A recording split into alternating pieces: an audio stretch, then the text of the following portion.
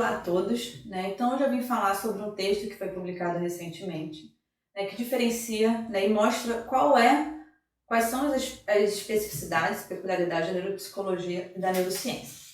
Bom, a neuropsicologia é uma área que está incluída dentro da neurociência, né? As neurociências são conjuntos de ciências que estudam o sistema nervoso. E a neuropsicologia, ela tem uma abordagem do sistema nervoso, mas elas nem sempre se desenvolveram em conjunto, né? Então, a neuropsicologia, né, em sua criação, ela não tinha, né, os profissionais, eles não tinham acesso ao funcionamento cerebral, né? Então, até a década de 80, 90 principalmente, né? Então, na década de 70 e 80 começaram, né, os desenvolvimentos de principais estratégias de acesso ao funcionamento cerebral. E em 90 ela já tinha se tornado acessível, né, para os pesquisadores nos grandes centros. Então a neuropsicologia, inicialmente, ela tentava acessar esse funcionamento através da cognição e do comportamento, né? Então há formas de avaliações, testes que poderiam acessar em termos comportamentais a cognição e aí inferir sobre o funcionamento cerebral, né? Inferir sobre o processamento da informação, mas sem o acesso direto a esse funcionamento de estruturas. Com o desenvolvimento das neurociências, o desenvolvimento das tecnologias, né, a neuropsicologia acabou englobando, né, e tendo uma facilidade maior no entendimento da cognição e do comportamento, ela acabou englobando essas tecnologias que têm um grande auxílio para correlacionar como é que determinada função, estando ela alterada ou não, está associada a uma alteração do funcionamento cerebral.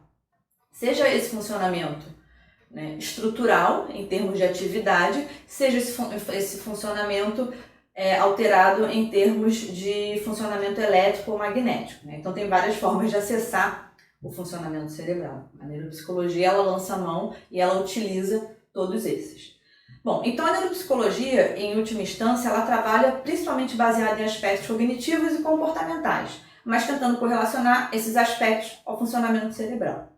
O neuropsicólogo, ele pode atuar em termos de pesquisa ou em termos de clínica, né? Ou ainda nos dois ambientes. Em termos clínicos, vai existir um balizamento pela profissão, né? Então, recentemente, por exemplo, um arquiteto ele perguntou se ele poderia fazer o curso de neuropsicologia.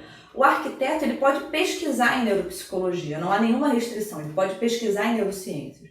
Mas um curso clínico acaba não cabendo para essa profissão, uma vez que ele não tem a formação em termos profissionais de graduação para ter essa especialização e atuar clinicamente com essa especialização. Então, nessa diferenciação, o que vai, né, ser o balizador vai ser a formação profissional.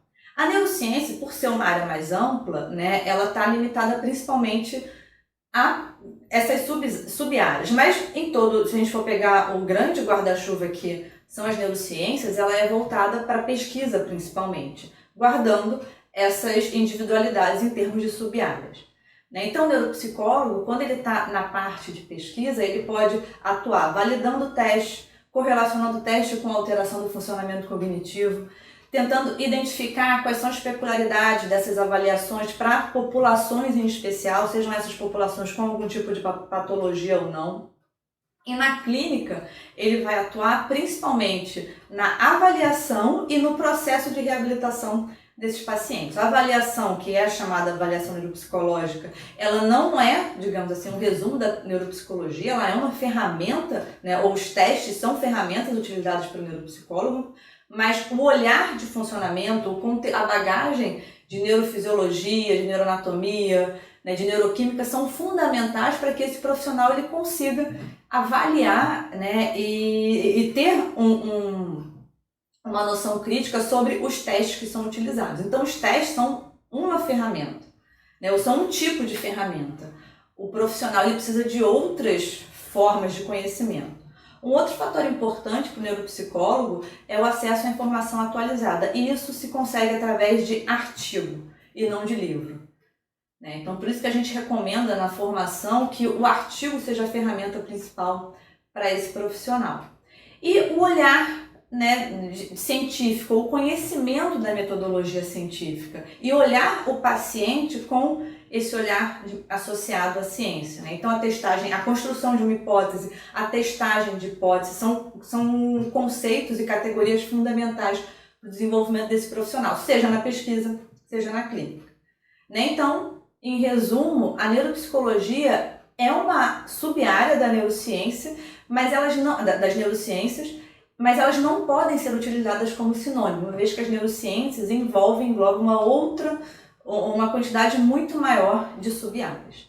Bom, eu vou ficar por aqui e a gente se vê em outro vídeo para tentar falar sobre um pouco mais de informação associada às neurociências. Tá? Um abraço a todos.